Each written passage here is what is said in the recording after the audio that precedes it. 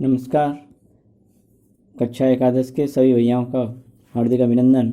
आज हम NCERT physics के फर्स्ट पार्ट के पहले चैप्टर को पढ़ाने जा रहे हैं। जनरली ये चैप्टर बहुत कम लोग पढ़ाते हैं, बच्चे भी कम पढ़ते हैं, बट ये एकेडमिकली तो इम्पोर्टेंट नहीं है, लेकिन इस समय ये पता पड़ जाएगा कि हमें पूरे फिजिक्स क्या होती है, साइंस क्या होती है, क्या इसका स्कोप है, इन सब चीज़ों के बारे में हमें कुछ जनरल इन्फॉर्मेशन मिल जाएगी। दैट्स वाई हम इस चैप्टर को पढ़ने जा रहे हैं। सबसे पहले बात आती है कि चैप्टर फिजिकल वर्ल्ड है। हम 6 क्लास से जनरली बुक्स चालू हो जाती हैं, पढ़ाई चालू हो जाती है साइंस सब्जेक्ट नाम से। तो हमें सबसे पहले देखना होगा साइंस का मीनिंग क्या है। साइंस को हिंदी में बोलते हैं विज्ञान, ज्ञान, विज्ञान, किसी भी बात को जानना सिस्टमेटिक वे में, that is called the science. To know is called the science. Science is the systematic attempt, एक सिस्टमेटिक अटेम्प्ट है साइंस। लेकिन वो सिस्टमेटिक अटेम्प्ट जो बनता है किस चीज़ के लिए बनता है? To understand. Science is a systematic attempt to understand natural phenomena. वो सिस्टम बनाएगा जब हम उसमें सिस्टमेटिक ऑब्जर्वेशन करेंगे, कंट्रोल्ड एक्सपेरिमेंट करेंगे, रीजनिंग होगी, मैथमेटिकल मॉडलिंग होगी, प्रेडिक्शन होगा, वेरिफिकेशन ऑफ थ्योरीज होगा। जब ये सारी चीज़ें मिल जाती हैं तभी कोई भी सब्जेक्ट साइंस बन जाता है। अब बात आती है साइंस में ब्रांच थी फिजिक्स, केमिस्ट्री एंड बायो, जो हम पढ़ते हुए आ रहे थे। एक ही किताब पढ़ते थे, लेकिन अब हमें अलग अलग किताबें पढ़नी है, उनके दो दो पार्ट पढ़ने, उन दो दो पार्ट के रिफ्रेशर पढ़नी होंगी, बहुत सारा काम बढ़ जाएगा। बट हमें उसमें इंटरेस्ट दिखाना होगा, हमें उस पढ़ाई, उस स्टडी को अपनी रियल लाइफ से कनेक्ट करना होगा, उसके एग्जाम्पल से कनेक्ट करना होगा, तभी हम आगे कुछ इसमें कर पाएंगे। तो सबसे पहले बात आती है फिजिक्स क्या है। फिजिक्स को हिंदी में बोलते हैं भौतिकी, और भौतिकी का मतलब है भौतिक, means study of nature, the rules the laws by which this nature is exist, this called the physics. उसे हम फिजिक्स कहेंगे, सिंपल शब्द में बताई बात है। अगर देखा जाए तो पानी पेड़ में नीचे से ऊपर जा रहा है, उसकी फिजिक्स क्या है, कैसे जा रहा है, क्या कारण है, कौन सा ऐसा कंसेप्ट लग रहा है फिजिक्स का जिस कारण से पेड़ में पानी जड़ से ऊपर रूट तक जा रहा है, सॉरी उसके टॉप पॉइंट तक जा रहा है, कैसे वो खाना बना रहा है, तो उसके पीछे की फिजिक्स क्या है, कौन से लॉज लग रहे हैं फिजिक्स के जो फॉलो हो रहे हैं, वो सब हम इसमें पढ़ेंगे। अब बात आती है scope and excitement of physics का। स्कोप एंड एक्साइटमेंट क्या है, इसके बारे में आपको आर्टिकल लिखना 30 से 40 शब्द में, थोड़ा सा मैं समझा रहा हूँ। स्कोप की बात आती है, कहते हैं भाई फिजिक्स पढ़ लेंगे तो क्या बनेंगे, क्या करेंगे। तो देखा जाए तो 11-12 में जितनी भी हम फिजिक्स पढ़ते हैं उस सब फिजिक्स, उस सारा कुछ जो फिजिक्स में पढ़ाया जाता है, हर चैप्टर आगे चल करके उसके अपने अपने एक अलग अलग ब्रांच बन जाती हैं। और उसमें सिंपल हम अगर देखें तो आपका सिंपल लेके चलते हैं मैकेनिक्स। मैकेनिक्स में काइनेमेटिक्स, डायनेमिक्स पढ़ेंगे, जितना भी हम चल रहे हैं मशीन, जितनी भी मशीन के पार्ट हैं वो सब कुछ मैकेनिक्स के अंदर ही पढ़ाया जाता है, मैकेनिकल इंजीनियर जो बनते हैं जनरल। ठीक। दूसरा पार्ट है वहाँ पर आपका थर्मोडायनेमिक्स, एक अलग ब्रांच है, उसमें हम how is the heat is flow from one point two another point, इसके बारे में पढ़ते हैं। रेफ्रिजरेटर हो गया, आपका हीट इंजन हो गया, सारी चीज़ें थर्मोडायनेमिक्स के अंदर आती हैं। अंदर पार्ट है ऑप्टिक्स, उसके अंदर ऑप्टिकल इंस्ट्रूमेंट के बारे में भी पढ़ते हैं, नेचुरल फिनोमेना के बारे में पढ़ते हैं, लेंस के बारे में पढ़ते हैं, मिरर्स के बारे में पढ़ते हैं, बहुत सारी चीज़ें आती हैं।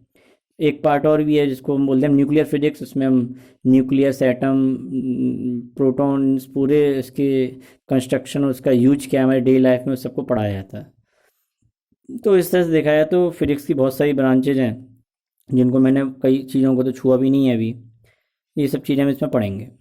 अब एक्साइटमेंट की बात देखा जाए तो हम जो डिस्टेंस, आप कितना जानते हैं, 1 मीटर, किलोमीटर, इतना ही तो पढ़ा है। छोटे में देखा जाए तो आपने मिलीमीटर तक पढ़ रखा है। कोई बच्चे कहते हैं सर हमने तो और भी पढ़ रखा है, ठीक है। लेकिन हम देखें तो जहाँ पे हम बैठे हुए हैं, या एक सुई हो गई, सुई में हमने नमक, सुई को हमने अगर नमक के डिब्बे में डाला तो जो कण निकल के आ रहा है वो साइज, सुई का साइज, हमारा साइज, घर का साइज, जो गली है, डिस्ट्रिक्ट हो गया है, उसके बाद स्टेट, कंट्री, आपका कॉन्टिनेंट हो गया, वर्ल्ड हो गया, यूनिवर्स हो गया, गैलेक्सी, एंड गैलेक्सी, जिस गैलेक्सी में हम रहते हैं वो एक गैलेक्सी की बात, हम उस पूरी गैलेक्सी को भी नहीं पहचान पाए। तो देखा जाए तो हम माइक्रोस्कोपिक से कहाँ चले गए, मैक्रोस्कोपिक लेवल पे चले गए। ये फिजिक्स का एक्साइटमेंट है। अब फिर अनदर जो पार्ट है, बात है, वो क्या है हमारे लिए, फिजिक्स टेक्नोलॉजी एंड सोसाइटी। तो सबसे पहले फिजिक्स उसके कॉन्सेप्ट आए, उससे हमने टेक्नोलॉजी बनाई, टेक्नोलॉजी से सोसाइटी को फ़ायदा हुआ। तो तीनों ही एक दूसरे पे इंटर रिलेटेड हैं। इसका अगर सिंपल एग्जांपल देखें, ट्रांसफार्मर ले सकते हैं। ट्रांसफार्मर जो फिजिक्स लग रही है, म्यूचुअल इंडक्शन लग रहा है, वो टेक्नोलॉजी हमने यूज की ट्रांसफार्मर बनाने में। उससे क्या हुआ, अब घर घर तक लाइट जा रही है, पहुंच रही है, उसको स्टेप डाउन कर सकते हैं, उसको हम स्टेप अप कर सकते हैं। ये उसका छोटा सा एग्जाम्पल लिया। फंडामेंटल फोर्सेज नेचर, ये थोड़ा सा छोटा टॉपिक इंपॉर्टेंट है, कभी कभार एक आध नंबर का आता है इसमें से, लेकिन ये इंपॉर्टेंट किस चीज़ के लिए कि हमें पता पड़ जाएगा फंडामेंटल फोर्सेज कौन कौन कौन से हैं। फंडामेंटल क्यों बोला जा रहा है, these forces are not depend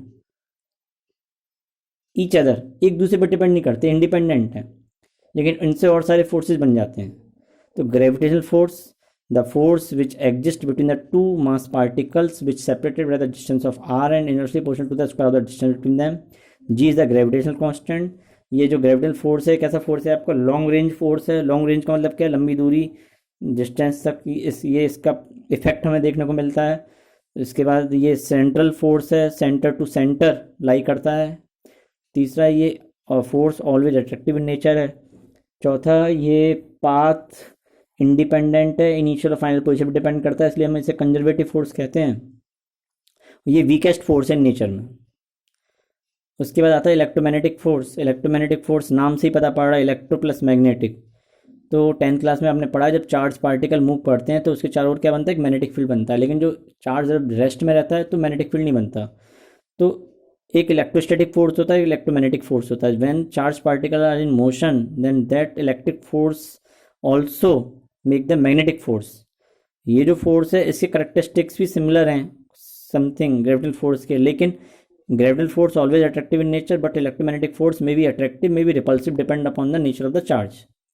दूसरी बात कि ये भी लॉन्ग रेंज फोर्स है, सेंट्रल फोर्स है, कंजर्वेटिव फोर्स है, लेकिन ये जो इलेक्ट्रोमैग्नेटिक फोर्स है ये 10⁻36 टाइम्स स्ट्रॉन्गर है किससे, ग्रेविटेशनल फोर्स से। अब बात आती है तीसरा फोर्स है स्ट्रॉन्ग न्यूक्लियर फोर्स।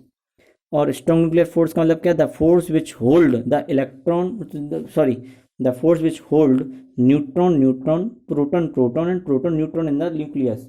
भाई न्यूक्लियस में कई लोग बैठे रहते हैं। अब जो लोग बैठे हुए हैं न्यूक्लियस में वो दो लोग हैं, जनरली आप इतना ही पढ़े हुए हो अभी आप, मैं उसको ज़्यादा डिस्कस भी नहीं करूँगा।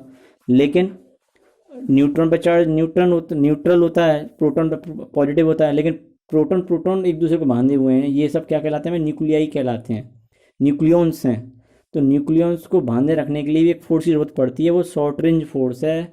वो न्यूक्लियस के साइज पर के अकॉर्डिंग होता है, जिसका साइज कितना, 10⁻15 मीटर। हम एक घर में रहते हैं तब भी लड़ाई झगड़े होते हैं, लेकिन बताओ न्यूक्लियस बहुत छोटे से दायरे में रह रहा है, उसका साइज कितना छोटा, 10⁻15 है। कितने सारे प्रोटॉन, कितने सारे न्यूट्रॉन एक दूसरे से बंधे हुए हैं, टायर्ड हैं। तो ये कितनी अच्छी बात बता रहा है ना हमको, ये बात भी। तो इसलिए तो ये फोर्स कैसा है, स्ट्रॉन्ग न्यूक्लियर फोर्स है, क्योंकि ये शॉर्ट रेंज फोर्स है। ये सेंट्रल फोर्स नहीं है। अच्छा, दूसरा ये 100 टाइम्स स्ट्रॉन्गर है किससे, इलेक्ट्रोमैग्नेटिक फोर्स से। दूसरी बात आती है weak nuclear force. Weak nuclear force क्या है, they are some atoms, elements कह लीजिए, जो radioactive radiation, spontaneous radiation emit करते हैं। क्यों करते हैं, क्योंकि वो अपनी स्टेबिलिटी चाहते हैं। तो स्पॉन्टेनियस रेडिएशन को एमिट करने के लिए उसमें अल्फा बीटा पार्टिकल निकलते हैं। तो बीटा पार्टिकल का जो डिके होता है वो न्यूक्लियस, वो एटम के न्यूक्लियस को चेंज कर देता है। इलेक्ट्रॉन जब भी निकलता है, अब दो तरह का बीटा पार्टिकल होता है, न्यूट्रॉन को प्रोटॉन में बदलने वाला भी होता है, प्रोटॉन को न्यूट्रॉन में बदलने वाला भी होता है। पर आप इतना ही समझ लो, weak nuclear force appears only in certain nuclear process such as beta decay of the nucleus. In beta decay the nucleus emits an electron and uncharged particle is called neutrino. ये ध्यान रखना, नाम भले इसका वीक न्यूक्लियर फोर्स है, लेकिन ये सबसे ज़्यादा वीक कौन सा फोर्स है हमारा, ग्रेविटेशनल फोर्स। उसके बाद जो स्ट्रोंगर है वो है वीक न्यूक्लियर फोर्स। उससे ज़्यादा कौन स्ट्रोंगर है, इलेक्ट्रोमैग्नेटिक फोर्स। और सबसे ज़्यादा स्ट्रोंगर कौन सा है, स्ट्रॉन्ग न्यूक्लियर फोर्स। ठीक, तो ये तो बात रही हमारी इस चैप्टर की।